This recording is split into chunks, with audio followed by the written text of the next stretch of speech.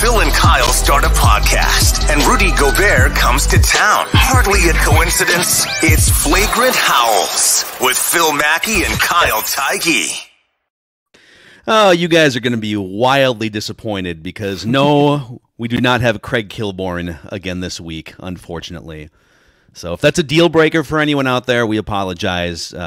Maybe we can get Craig on again sometime, but that was a blast last week, and the feedback that you guys, the audience, have given us has been awesome. So we'll definitely try and get him on again to sling some Wolves takes, Kyle. I think people would have been okay him replacing one of us or both of us as just the host, like a host roulette. Yeah, Craig Kilborn talking Wolves. No, that was great, and I'm sure you could tell last week he loves, like, he's knowledgeable too, dropping stats every once in a while. So he'll be back on this season. We'll need him after like a winning streak or maybe a losing streak. Yeah, we initially kind of agreed, hey, let's 20 minutes, get you on for 20 minutes, tell some stories, sling some takes, and he kind of set off microphone. I don't exactly have a Kevin O'Connell packed schedule, Sean McVay packed schedule. So I think he was kind of pining for, really, you're only giving me 20 minutes. So we extended. But welcome in Flagrant Howls, a Timberwolves lifestyle podcast. If you haven't already given us a 5-star rating and a raving review on Apple Podcasts, we would appreciate if you would help do that, help spread the word about the show and the community of desperate Timberwolves fans that we are all a part of here. And if you could click subscribe on the SKOR North YouTube channel, that would also help spread the word about the show. So here's our mission for today, Kyle. We are going to build an all-time Timberwolves 15-man roster.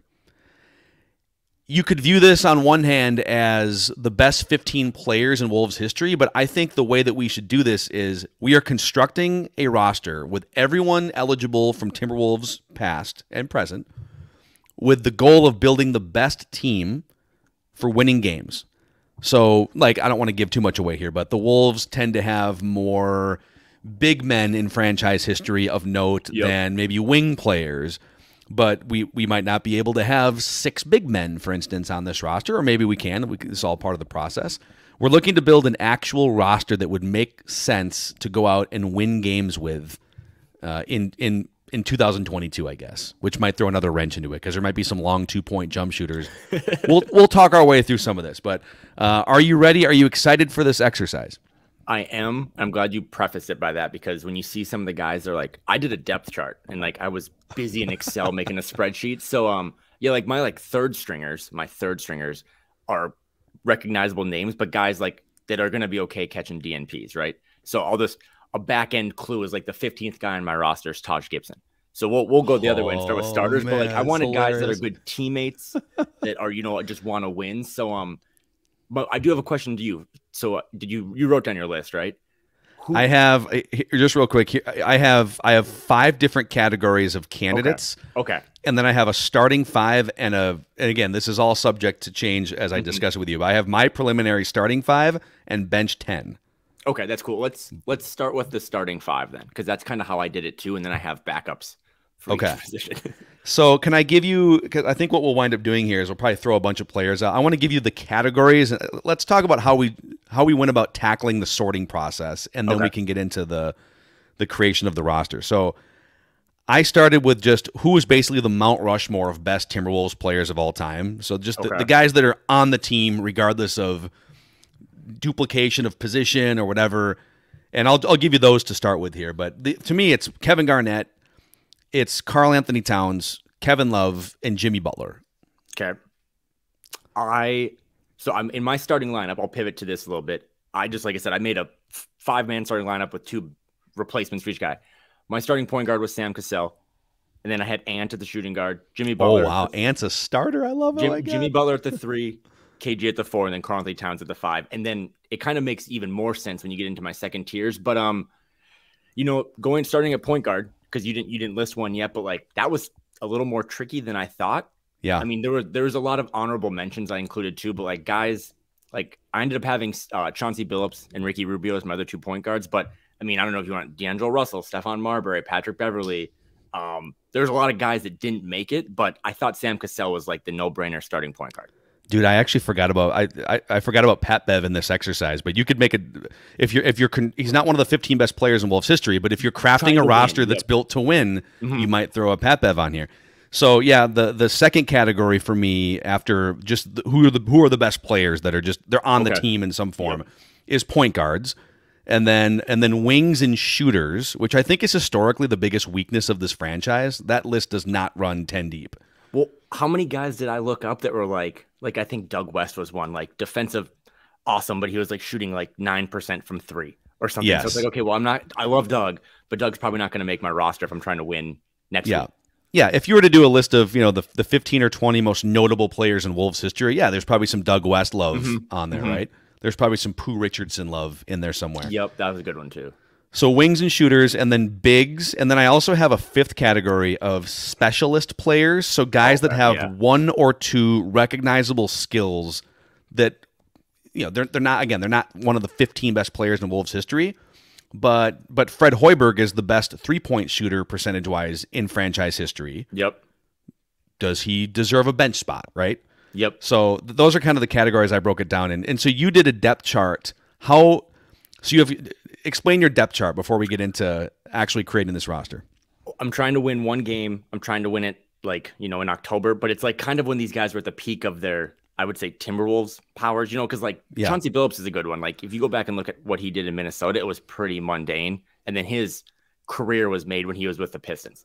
So for guys like Chauncey, we only get access to the Wolves version of Chauncey for this exercise. We don't get to tap into the Pistons version of Chauncey, right? Yeah, yes, and that's kind of how I did it. But then there's still I had a hybrid gray area where it's just I still ended up choosing Chauncey over, like I said, the guys like Terrell Brandon or D'Lo, Stephan Marbury. So back to my lineup. I think, and this is where we can start to kind of debate and fight with each other. I don't think you can make any other case for a starting five other than Cassell, Ant, Jimmy, Garnett, and Towns. That starting five can space the floor. That starting five is going to be a monster defensively.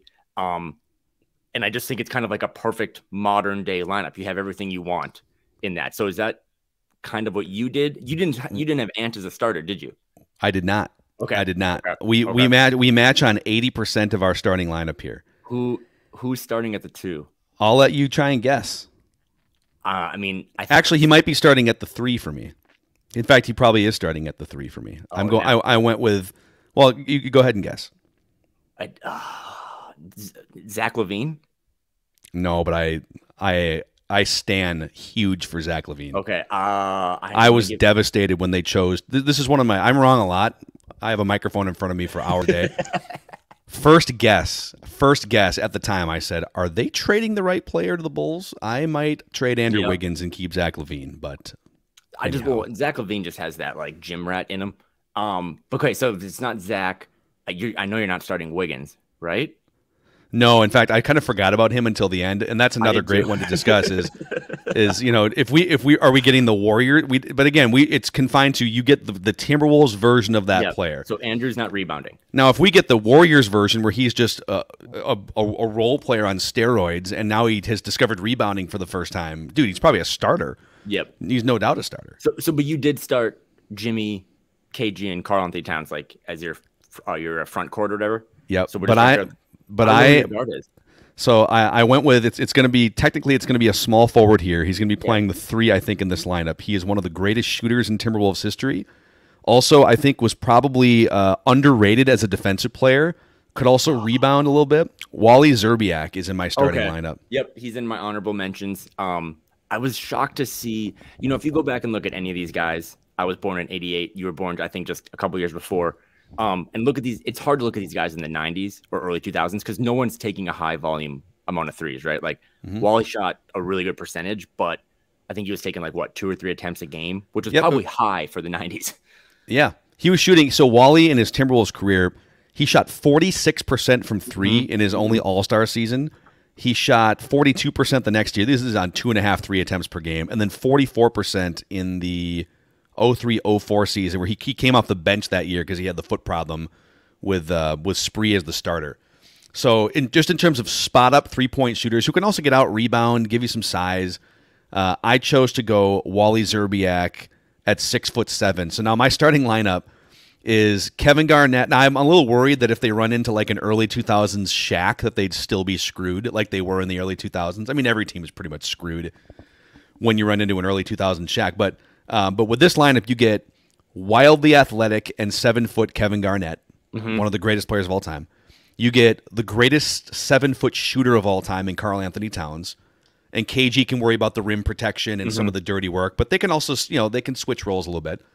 I get a 6'7" small forward in Wally Szczerbiak, who shoots 40+% from 3-point range. And then I get Jimmy Butler and Sam Cassell, two of the most tenacious, gritty, winning players you're going to find at the 1 and the 2.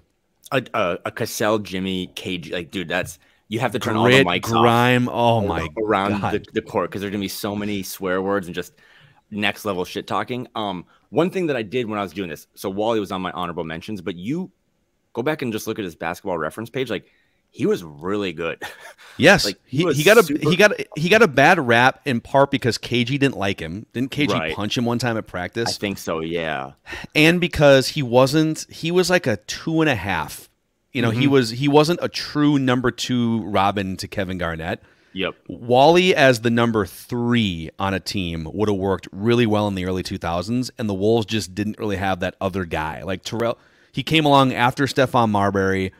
Terrell Brandon, I think, was there for maybe a year at the beginning of the Wally run, and then they were kind of in the point guard spin cycle for 2 years before Sam Cassell. So he was elevated to a spot in terms of stature on that team that it was probably a stretch for him to be the number 2 guy on that team. And that's why people remember him as kind of not a disappointment, but just, he's not like the most popular player in Wolves history. Let's put it that way. And again, like, I don't know in today, like, how he would have defended in his, when he was in his 20s, he probably had a good chance of at least stopping someone. But his shooting percentages were like the thing that stood out when I went back and looked. Like, he was, like you said earlier, like, he shot north of 40% from 3. He was almost 50% from the field, like a 90% free throw shooter. He was probably one, like you said, one of the most underrated Timberwolves, which, again, that's another topic for another day, is just like looking back at some of these lists, and it's like, wow, there are some areas where they never really had good players. Yeah. But no, that's a good one. So my starting 5 was Cassell, and Jimmy, KG, Towns, and yours was Cassell, Jimmy, Wally, KG, and Towns. Yes. So, All right. So how much do you want to fight for Anthony Edwards over Wally Szczerbiak in the starting lineup? Because we should lock down the starting lineup before we get to the other 10. Let's go back to the defense thing. And again, we got to remember, like, I was born in 88, but like, I don't really remember anything before like 2014, just because my brain is so small. So I don't really remember how much of a defender he was, but I just think if you had Ant in that starting lineup, and you had Ant and Jimmy on the wings, and what we saw from Ant in year 2 as a defender, like, I think I took Ant just because of the defensive playmaking or the defensive ability, and then just, he can also make plays, and you're not probably getting any of that from Wally, right? Like, I think he averaged less than 3 assists. So when Wally would try to go behind, when he would try to go behind his back, it was like, okay, slow moving semi truck trying to like parallel park, so he would stop, kind of like dribble the ball behind his back, and then turn around and look for it on the other side. He wasn't the smoothest dribbler. So here's what I think I'm going to agree with you on this. So I mostly wanted to make the point here that Wally Szczerbiak is an underrated Timberwolf. He's one of the 100%. Greatest shooters in Timberwolves history, and he can do more than just spot up shoot. He can defend a little bit. He's got some size. He can rebound. But if you're giving me sort of the playoff version of what we saw from Anthony Edwards, and I get to tap into that along with Jimmy Butler, Sam Cassell, KG Cat, I will agree with you. Let's put Anthony Edwards in the starting lineup. So let's make it happen. So we agreed on the starting 5. The second 5, my third 5 is just a bunch of guys who are going to wave towels, but are favorites of fans. My second lineup, and again, I was starting to get really nerdy with like mixing and matching rotations, but my second 5 is Chauncey Billups, Zach LaVine, Andrew Wiggins, Kevin Love, and you're going to hate this, and Rudy Gobert. So I know he hasn't played yet, and I know that that's just everything I just said. I forgot about putting Gobert in this exercise because he hasn't played yet. But it's a game changer, and we should discuss this. Because I do think, just kind of looking at that, so again, Billups, LaVine, Wiggins, Kevin Love, Gobert. You have a little defense there. You have some holes, but I just think pairing Gobert and Kevin Love would have been awesome, right? Because that's exactly what Kevin Love needed, was a rim protector, and Kevin Love would be spaced out the whole time anyway. So, okay, this is I admittedly I didn't have Gobert top of mind for eligibility, but no, I think he counts. I think he is a Timberwolf right now. We have seen him in Timberwolves garb. We've seen the jersey, and he's going to play at some point. So I'll give you my first 5 off the bench here. I'm going to put Gobert in it. I agree with you. Gobert, Kevin Love, those are your bigs second unit. 100%. That could be a starting tandem there too. The peak version of Kevin Love, which is kind of like what you see. He kind of puts up similar numbers to Cat. Kevin Love and Cat kind of have the similar game in that they're lights. Cat's a little bit better shooter. Kevin Love maybe a little bit better rebounder. Cat a much better ball handler, and if you give him the ball at the top of the key, he could probably get to the rack a lot easier than Kevin Love. Right. So give me Gobert, Love, and then I went with Wiggins. Okay. Wally. Okay. Yeah. And Terrell Brandon. Yeah, I think Terrell Brandon is also one of the most underrated players in Wolves history. They actually got better after trading Stephan Marbury. They won 50 games in 2 of the 4 years Terrell Brandon was a starting point guard. He's 5'11", so he's undersized, but wonderful passer, sniper mid-range jump shot. He's kind of like a poor man's Chris Paul from the early 2000s. There's a good it just dropped today. It's Tuesday, right? Ryan Russillo did a podcast with Stephan Marbury. It was about that point guard of New York kind of documentary that Kevin Durant was a part of. But he was asking Marbury a bunch of different questions. They talked about his time in Minnesota and his exit. But one of the guys that he brought up that was one of the toughest kind of guys for him to play against was Terrell Brandon. So not to concede because you did in the starting lineup, but I think as you work through this exercise, Terrell Brandon probably just a way better answer than Chauncey, especially if we go on their Timberwolves career. Because again, I was kind of shocked almost to go back and see Billups was so not very good in Minnesota and then just exploded into this, all-star, almost Hall of Famer player with the Pistons. So, okay, I like Terrell Brandon. And then who are your wings? So we agree for sure on Terrell Brandon, Rudy Gobert, Kevin Love, and I've got Wiggins and Wally. So I basically have the size here again. I've got 6'7" or 6'7", 6'8". I've got 6'10" Kevin Love, and then 7 foot Rudy Gobert with 5'11" Terrell Brandon running the point for this unit. And, the Rudy Gobert thing, again, we haven't seen him play. He was wearing a Timberwolves shirt yesterday when he was warming up for France. But I was also kind of like, who else would, honorable mention? Because then my third tier guys are, again, towel waivers. But, I wasn't going to put Christian Laettner on there. Al Jefferson, he's not winning me games, right? He was good.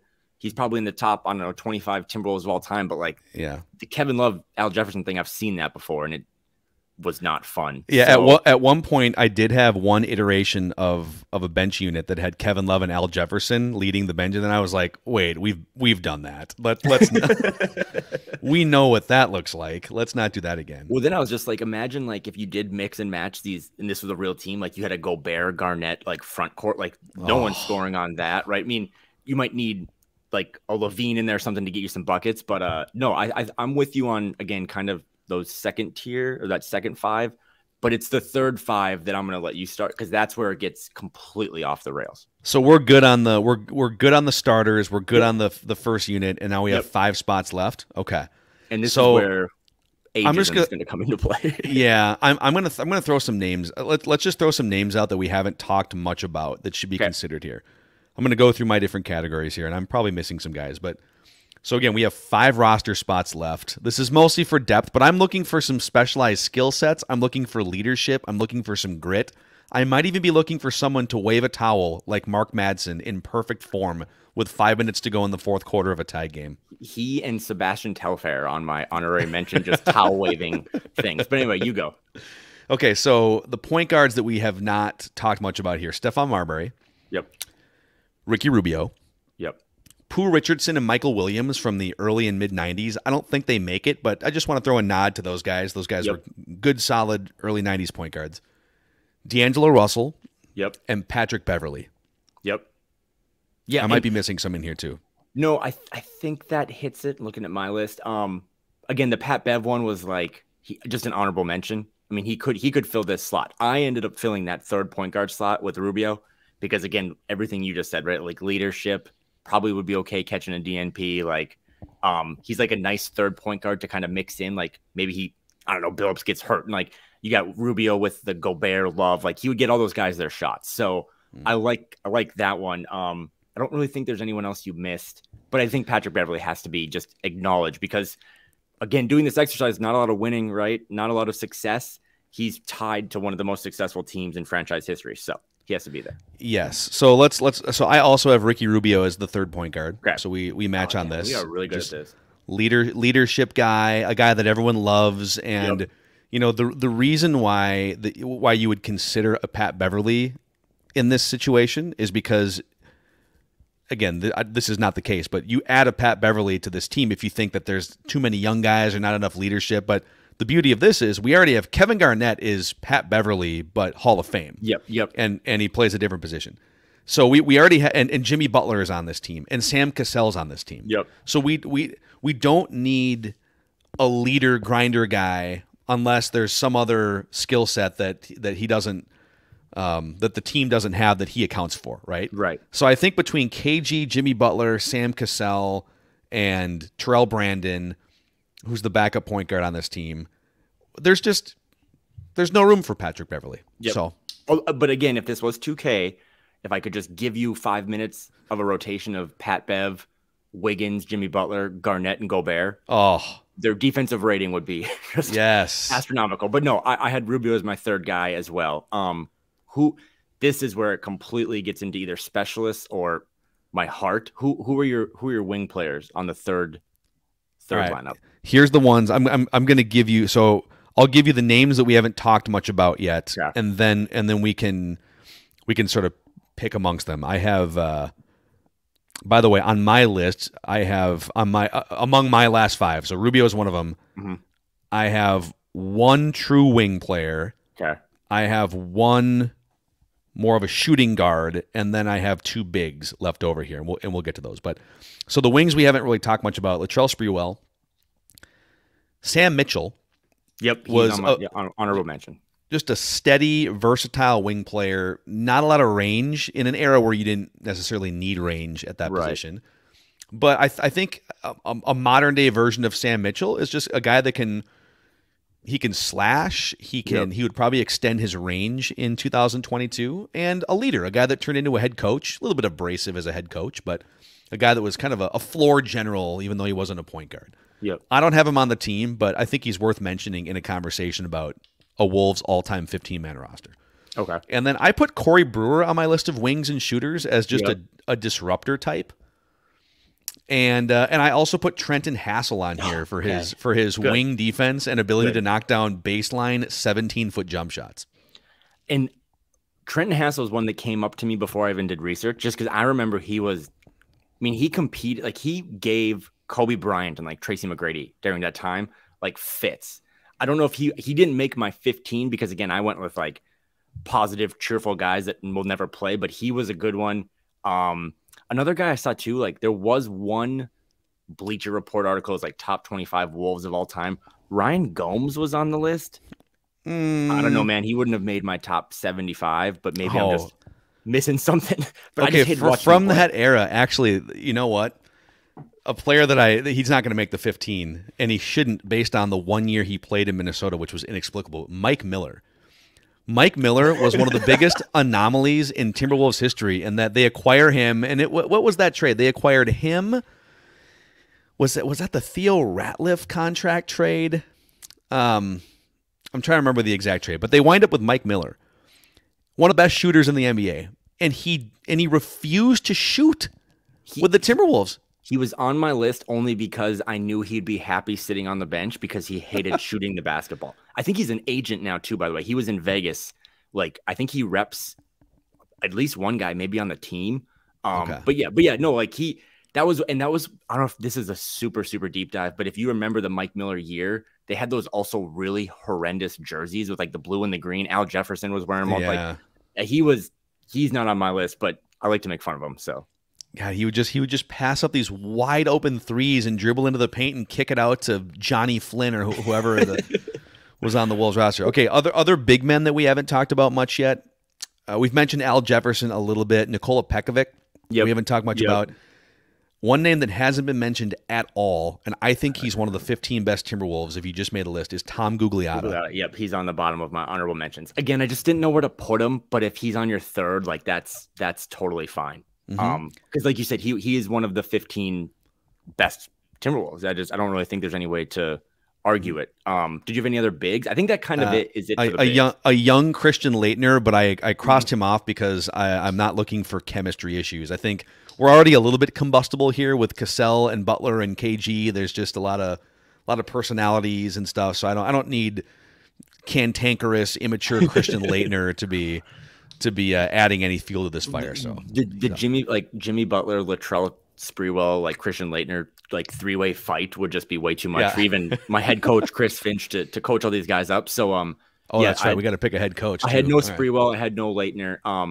So yeah, again, I kind of leaked this at the beginning, but I had Taj Gibson, which again, he's not going to be on any list other than like the Wikipedia list of anyone who's ever gotten a paycheck from the Wolves.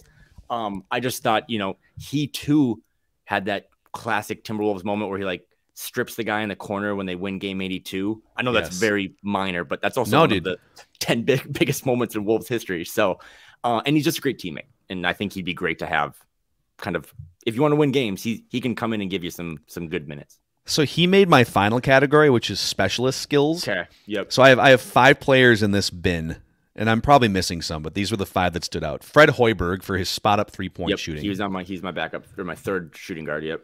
Anthony Peeler also for the same reason, but Hoiberg is a better version of, well, I think Peeler was a better overall player, but Hoiberg was a better shooter. And if we're just looking for a specialized skill set, like Peeler dropped 28 points in a decisive playoff game against the Sonics one time. Right. So he was always one of my favorite players. I have Taj Gibson on the specialist list for just general grittiness. He's just like, when you think of the grittiest players in the NBA, he's definitely on the Mount Rushmore for me. 100%. And he's a good teammate. Like this is, you want him and you want Rubio and you want Fred Hoiberg. Like all these guys could eventually, Hoiberg is, but all these guys could eventually be coaches. So I think that's another good one. And who is your last one? Because I have one that we have not mentioned yet, but you're never going to guess it. So. Okay, I floated this name. I have 2 left here. Mark Madsen for bench chemistry and towel waving. Yep. And I also put Eddie Griffin on here because would you believe? Okay. He is the franchise leader in blocks per game. He averaged almost 2 blocks per game in like 15 or 20 minutes per game. Eddie Griffin averaged 4 blocks per 36 minutes in his 2 or 3 years with the Timberwolves. Huh. Okay. I did not know that just at all. A wildly good rim protector, but the fact that Gobert is the leading big off the bench for us means we probably don't need Eddie Griffin. And by the way, tragic ending to Eddie Griffin's story. So that's for another podcast. Did Brewer make your final 5? So here is my final 5. Ricky Rubio. Okay. And by the way, wide open to changing this. Yep. Ricky Rubio, Latrell Sprewell, Fred Hoiberg, Taj Gibson. Okay. So I also had Taj Gibson. Look at us. And then I put either Al Jefferson or Nikola Pekovic for just inside scorer, offensive rebounder, cleanup guy. Yeah, again, that's another guy to just go back and look up. Like, I think on this Bleacher Report thing, they had Peck at like the 14th best Timberwolf, and you just forget how good he was. I think he would get, if we're playing in October, he's going to just get slaughtered in like pick and roll because he didn't have the fastest feet in the world, but he was also renowned. I mean, you'd ask anyone on any team, like, who's the toughest guy you played against? And they're like, oh, that big Serbian guy from the Timberwolves. So yeah, I like him on there.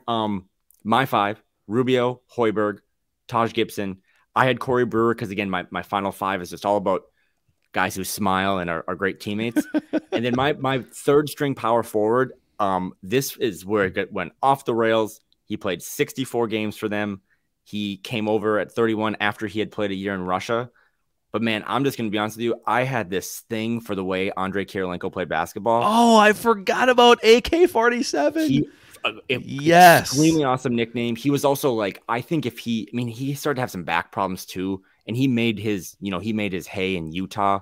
I think he played there for 8 or 9 seasons. I think if he would have played today, he wasn't the greatest 3-point shooter. But I just think he was like one of the classic, like baseball. He was a 5-tool guy. He could do everything. He could play the point. He could protect the rim. He could set up guys. He could rebound. So he might definitely not be the top 50 NBA or Timberwolves players, but he was just awesome. And that's like the one, like, he would be like my Josh Minot now. It's like, okay, we just have this guy on the bench, and if we need to, throw him into the rotation one night, I don't know, man. I just really, really loved him. It was him, or I was going to throw Derek Williams in there and just be like, I still have hope. Yeah, he crossed my mind. I can't believe I forgot about Andrei Kirilenko. I love this addition. So real quick, just so we can make sure we align. So we've got the starting five. We got the first five off the bench, and we agree on Rubio, Taj Gibson, and Fred Hoiberg. So we actually have quite a few agreements here. And then who are your last two again? So AK-47 and Brewer. And Corey Brewer. Okay. The Latrell Sprewell thing, if you kind of just go back and look at it a little bit, like, clearly he was associated with one of the best Timberwolves team ever, but he wasn't like out of this world. Like, that wasn't like, I don't think from memory this morning, like, that wasn't like his best year. Like, I just think he was also kind of ornery. And like, if I got Jimmy on the team, those guys are like, Latrell Sprewell is going to think he's better than Jimmy. So I was just like, I don't need anyone. Like, Latrell didn't even show up to practice this morning because he was feeding his family. So I put Corey in that spot. I like the way you're looking at this. I think I probably fell in. I'm with you. I'm not going to fight for Latrell Sprewell to be on.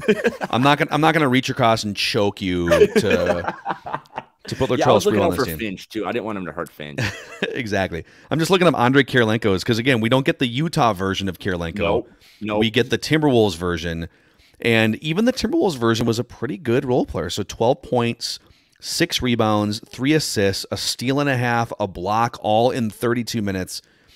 He shot 51% from the field. He's never been a great three-point shooter, but just a good slashing player. And in terms of advanced metrics, he was, let's see here, 0.142 win shares per 48, which means nothing to the audience, but that is a well above average NBA player per 48 in terms of win shares, and a PER of 17.6. So the advanced metrics, I mean, in the eye test, he was just a good, gangly, versatile player with a hall pass. So they got, his basketball reference page is wild too, because he doesn't play those first couple of years. He was in Russia, gives his all to Utah for like a decade, then goes back to Russia. And I'll have to look this up. This is great research by me, but I don't know who was running the team at the time, but they pulled Kirilenko back from Russia for a year. He gave them, like you said, 12-6, and then he went to Brooklyn, and then, because I think Prokhorov must have been running the team then, and then he just completely fell off a cliff, like 5 points, 2 rebounds. But I don't know, man. I just thought with like the front court of Garnett and Towns and Love and Gobert, like sprinkling in Kirilenko every once in a while would have been you look at our 15-man lineup that we pretty much agree on. He is the one guy that is completely different from everyone else on the team. So that's why I thought he would be a good edit. So he's in now. We have one spot left. I know that you're pining for Brewer. I had either Latrell Sprewell or Al Jefferson / Nikola Pekovic. I think you make a good point about today's NBA has really left Al Jefferson and Nikola Pekovic in the dust. Yeah, it's kind of amazing how fast the NBA has evolved in the last 5 or 6 years. Those guys. Yeah, they're just they can't make a shot outside of about 10 feet from the hoop. And there's also, I think with Pekovic, there's just major injury concerns up and down there too. So those guys, they bring great skill sets for the eras that they played in, but I'm willing to say goodbye to those guys. It's funny because I actually think Tom Gugliotta's skill set translates better to today's NBA than either of those other two guys. He wasn't a great three-point shooter, but he could at least space the floor a little bit compared to those two guys. So before we fill this 15th spot, because I think we got to throw it back to something I didn't know about you, but we had a starting 5 we agreed on: Sam Cassell, Ant, Jimmy, Garnett, Towns. The second 5 was Terrell Brandon, Wally, Wiggins, Kevin Love, and Gobert. So in that third 5 is Rubio and Hoiberg, Kirilenko and Gibson. And then I think we have to plug them in here. This is the Zach Levine spot. If you were a big fan, right? Like this, he would be the 15th guy on our roster. He would be a 2 or a 3, but I think he would replace Sprewell or Brewer because, again, I'm with you. Like, he was one of my favorite players, and it's sad that like we didn't get to see him. And I mean, he kind of reminds me of like what Ant is now, but like he was just the athletic, super fun guy that was just a great person in the community. Was a gym rat. So that would be, I think, our 15th guy is to put Levine in there. I love it, dude. I think this is great. Just to flip this conversation inside out for a second. We're gonna put this out. We're gonna put this podcast out. Maybe we'll make a a fun, shiny graphic for social media, and we will put our co-stamp on this. We have gone into a basketball war room here, and we have put together our ideal Wolves 15-man roster. And inevitably, people are going to fight over, why wasn't this player on here? How could you leave this player off? So I'm going to throw some names out you, and we've talked about all these guys. I'm going to throw some names at you and say, are you okay with listeners or people in the Timberwolves Twitter sphere saying, hey, Kyle, hey, dumbass, how can you leave blank player off of this list? So fill in that blank with Stephan Marbury is not on this roster. Justify it.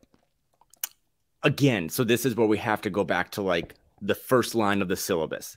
I'm trying to literally build a 15-man roster that is like also likes each other, takes the same plane to and from playoff games, right? Like, so I had a moment this morning before the coffee where Jimmy Butler wasn't on my roster, just because, again, like the way he exited. But then you started to look at like, okay, he has to be there, and then what he brings to this, dream starting five. But he can't. But if we want to take that theory and that concept to the nth degree, then he can't really be on the team with Cat, right? Yes, exactly. So you could pull him out. The Steph thing. I mean, yeah, I don't know, man. Steph was a little before my brain started to work, but like I guess you would just say him over Rubio. But those Rubio years, man, like before he tore up his knee, like he was really, really exciting. He was the type of guy you'd want to put into a roster like that because. Again, too, you look at this. There's so many athletes on this team with Gobert and Levine and Wiggins and like a young Terrell Brandon and Ant. So I don't know, man. He didn't come up. I'm glad you mentioned him again, but are you putting him in the 15? Stephan Marbury? I didn't have him in my original 15, and we combined to both not have him in our 15. But he is the number one name that people are going to be like, okay, come on, guys. This is the Timberwolves history we were talking about. And the mental gymnastics needed to leave Stephan Marbury off of a Timberwolves 15-man roster. So I guess what you would right. I guess what you would do then is who would he replace? And I think the options would be, and I'm not saying we should or have to. I'm just talking through this with you because we're gonna get smoked on social media for this. So would he replace Fred Hoiberg or Zach Levine? I think he'd probably replace Hoiberg, and also too again my video game brain. Like imagine like a Stephan Marbury, Anthony Edwards backcourt. Like that would have been a ton of fun. Or imagine like Patrick Beverley backing up Stephan Marbury. I had like 20 guys listed for honorable mention. And I think when you look at it, he is like hands down the 16th player. And he could be in the 15, but I mean, I think it's Stephan Marbury over D'Lo. Right? Like I think. How about this? What if we said, because we need to align our talking point here. We need to be fully aligned when people throw rocks at.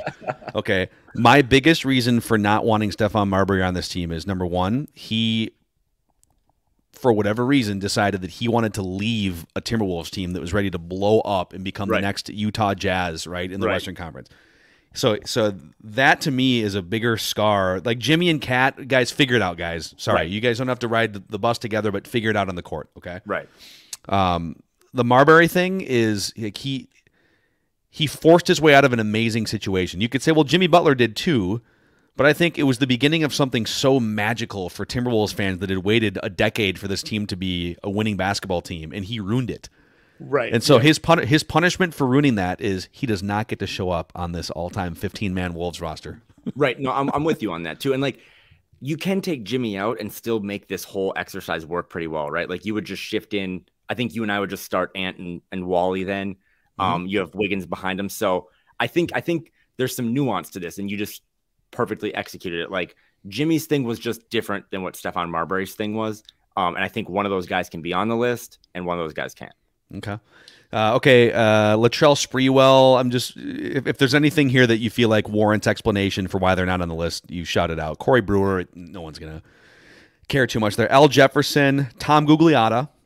That one stings a little bit. But again, just like any of these things, like someone has to not make it, right? Like when you have the March Madness 68 teams, like the 70th team is going to be pissed off. So Googs, very good. You said top 15 Wolves player, but that's not the exercise. So I'm okay not having him on there.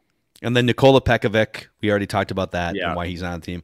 Mark Madsen, man, this kind of stings a little bit. I feel like there's got to be a bench spot for just the brilliance of. And you know what? If the season goes sideways and you need someone to come in and help you tank games at the end by jacking up 7 3-pointers, Mark Madsen's the guy, man. Do you remember that at the end of the 2004-5 season? And KG sat the last, or maybe it was the year after, but KG sat the last 5 or 6 games. And the Wolves put Mark Madsen into one of those games as, I think, a starter. And they told him, shoot as many threes as you want. He shot like 7 or 8 threes in a game. Off the backboard, out of bounds, because they were trying to lose.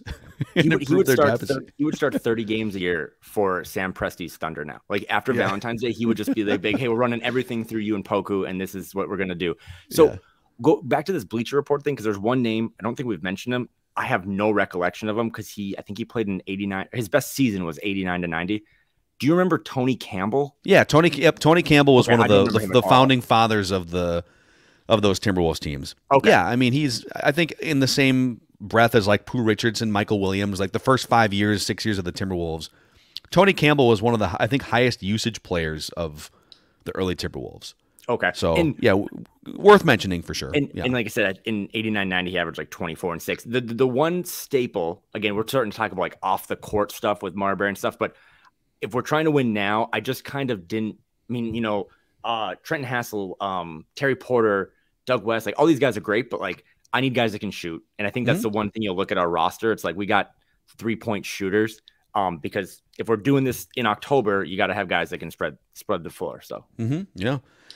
Dude, I think we got it. All right, so here it is to recap. Yep. This is the official Phil and Kyle Flagrant Howls all-time Timberwolves 15-man roster built for winning games, not just a ranking of the top 15 players.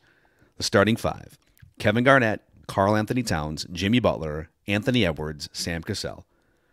The first 5 off the bench: Rudy Gobert, Kevin Love, Andrew Wiggins, Wally Szczerbiak, Terrell Brandon.